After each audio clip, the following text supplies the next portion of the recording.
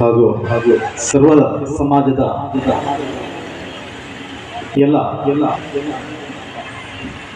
ಜಾತಿ ಬಾಂಧವರ ಮುಖಂಡರುಗಳೇ ಹಾಗೂ ಸಮಸ್ತ ಈ ಕಣಿಯೋದಿನ ಬಂಧುಗಳೇ, ಬಹುಶಃ ನಾನು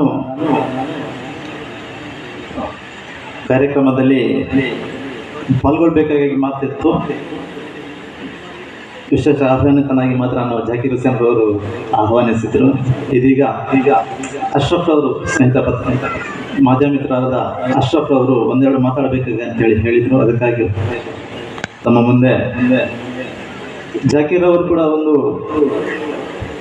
ನಾನು ಪ್ರತಿನಿಧಿಸುವಂತಹ ಬಹುಜನ ವಾಲಂಟಿಯರ್ ಫೋರ್ಸ್ ಆಗಿರ್ಬೋದು, ಇದೇ ರೀತಿಯ ಬಹುಜನ ಚಳವಳಿಯಲ್ಲಿ ನಾನು ವಿದ್ಯಾರ್ಥಿ ದಶೆಯಲ್ಲಿರುವಾಗಲೇ ಅವರು ಈ ಚಳವಳಿಯಲ್ಲಿ ತೊಡಗಿಸಿಕೊಂಡವರು. ಹಾಗಾಗಿ ಅವರ ಪರಿಚಯ ನನಗೆ ತುಂಬಾನೇ ಇತ್ತು. ಆ ಮೂಲಕ ಈ ಒಂದು ಭವ್ಯವಾದಂತಹ ಈ ಮಸೀದಿ ಉದ್ಘಾಟನಾ ಸಮಾರಂಭದ ಈ ಸರ್ವಧರ್ಮ ಸೌಹಾರ್ದ ಸಮಾವೇಶದಲ್ಲಿ ಒಂದು ಮಾತಾಡುವಂತಹ ಅವಕಾಶವನ್ನು ಸಿಕ್ಕಿದೆ. ಅದಕ್ಕಾಗಿ ಬಹುಜನ ವಾಲಂಟಿಯರ್ ಫೋರ್ಸ್ನ ಎಲ್ಲ ಬಂಧುಗಳಿಗೂ ಕೂಡ ನಾನೊಂದು ಧನ್ಯವಾದಗಳನ್ನು ತಿಳಿಸ್ತೆ. ಡಾಕ್ಟರ್ ಬಾಬಾ ಸಾಹೇಬ್ ಅಂಬೇಡ್ಕರ್ ಅವರೊಂದು ಮಾತನ್ನು ಹೇಳಿದ್ದಾರೆ, ಇತಿಹಾಸವನ್ನು ಅರಿಯದವರು ಇತಿಹಾಸವನ್ನು ಸೃಷ್ಟಿಸಲಾರರು ಅಂತೇಳಿ. ಈ ಮಾತನ್ನು ತುಂಬ ಚೆನ್ನಾಗಿ ಅರ್ಥೈಸಿಕೊಂಡಿರುವಂತಹ ನಾವೆಲ್ಲರೂ ಕೂಡ ಇಲ್ಲಿ ಒಟ್ಟಾಗಿ ಒಂದಾಗಿ ಸೇರಿದ್ದೇವೆ. ಕಾರಣ ನಾವು ಮೂಲತಃ ಅಣ್ಣ ತಮ್ಮಂದಿರು. ನಾವು ಸಾಮಾಜಿಕ ಅಥವಾ ಬೇರೆ ಬೇರೆ ಒಂದು ಕಾರಣಕ್ಕೋಸ್ಕರ ನಾವು ಹಂಚಿ ಹೋಗಿದ್ದೇವೆ. ಮೂಲತಃ ನಾವು ಭಾರತೀಯರು. ಹಾಗಾಗಿ ಅವರೆಲ್ಲರನ್ನು ಕೂಡ ಒಟ್ಟುಗೂಡಿಸಿ ಒಂದುಗೂಡಿಸಿ ಬಹುಜನರು ಎಂದು ನಾವು ಕರೀತೇವೆ. ಹಾಗಾಗಿ ನಾವು ಯಾವುದೇ ಒಂದು ಮಂದಿರ ಆಗಿರ್ಬೋದು, ಮಸೀದಿ ಆಗಿರ್ಬೋದು, ಬಸದಿ ಆಗಿರ್ಬೋದು ಅಥವಾ ವಿಹಾರ ಆಗಿರ್ಬೋದು, ಈ ಕಾರ್ಯಕ್ರಮಗಳಲ್ಲಿ ಇಂತಹ ಒಂದು ಜನಪರ ಸಮಾಜಪರ ಕಾರ್ಯಕ್ರಮಗಳು ಸಂಘಟಿಸುವಾಗ ನಾವೆಲ್ಲರೂ ಕೂಡ ಒಟ್ಟು ಸೇರುತ್ತೇವೆ, ಒಂದಾಗ್ತೇವೆ. ಇದಕ್ಕೆ ಆಧುನಿಕ ಭಾರತದಲ್ಲಿ ಅವಕಾಶ ಅಥವಾ ಒಂದು ಆದರ್ಶ ಡಾಕ್ಟರ್ ಬಾಬಾ ಸಾಹೇಬರು. ನಾವೆಲ್ಲರೂ ಒಂದಾಗಿ ಒಟ್ಟಾಗಿ ಬಾಬಾ ಸಾಹೇಬರ ಹಾಗೂ ಸಂವಿಧಾನದ ಆಶಯ ಅದು ಸ್ವತಂತ್ರ, ಸಮಾನತೆ ಮತ್ತು ಸಹೋದರತೆ.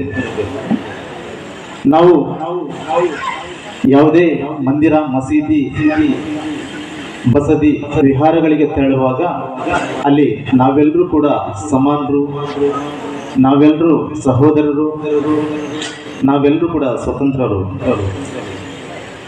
ಹಾಗಾಗಿ ಡಾಕ್ಟರ್ ಬಾಬಾ ಸಾಹೇಬ್ ಅಂಬೇಡ್ಕರ್ ಅವರು ಸಂವಿಧಾನದ ಮೂಲಕ ಇನ್ನೇನು ಕೆಲವೇ ದಿನಗಳಲ್ಲಿ ನವೆಂಬರ್ 26 ಸಂಭವಿಸಿದೆ. ಅಲ್ಲಿ ಈ ದೇಶಕ್ಕೆ ಸಂವಿಧಾನವನ್ನು ಅರ್ಪಿಸಿದಂತಹ ಅಥವಾ ಈ ಸಂವಿಧಾನವನ್ನು ಜಾರಿಗೊಳಿಸಿದಂತಹ ದಿನವನ್ನು ನಾವು ಸಂವಿಧಾನ ದಿನಾಚರಣೆಯಾಗಿ ಆಚರಿಸಲಿದ್ದೇವೆ. ಹಾಗಾಗಿ ಡಾಕ್ಟರ್ ಬಾಬಾ ಸಾಹೇಬ್ ಅಂಬೇಡ್ಕರ್ ಅವರ ಆಶಯವನ್ನು ನಾವು ಎತ್ತಿ ಹಿಡಿಯಬೇಕು. ಈ ಸಮಾಜದಲ್ಲಿ, ಈ ನಾಡಿನಲ್ಲಿ, ಈ ಜಗತ್ತಿನಲ್ಲಿ ನಾವೆಲ್ಲರೂ ಕೂಡ ಸಮಾನರು, ನಾವೆಲ್ಲರೂ ಸ್ವತಂತ್ರರು, ನಾವೆಲ್ಲರೂ ಕೂಡ ಸಹೋದರರು ಎಂದು ಪ್ರಬುದ್ಧ ಭಾರತವನ್ನು ನಾವು ಕಟ್ಟುವ ನಿಟ್ಟಿನಲ್ಲಿ ನಾವೆಲ್ಲರೂ ಒಗ್ಗಟ್ಟಾಗಬೇಕಾಗಿದೆ, ಒಂದಾಗಬೇಕಾಗಿದೆ ಮತ್ತು ಈ ಕಾರ್ಯಕ್ಕೆ ನಾವೆಲ್ಲರೂ ಕೂಡ ಕೈ ಜೋಡಿಸಬೇಕಿದೆ ಎಂದು ಹೇಳುತ್ತಾ ಈ ಒಂದು ಭವ್ಯ MJM ಮಸೀದಿಯ ಉದ್ಘಾಟನಾ ಸಮಾರಂಭದ ಸೌಹಾರ್ದ ಸಮಾವೇಶದಲ್ಲಿ ಭಾಗವಹಿಸಿ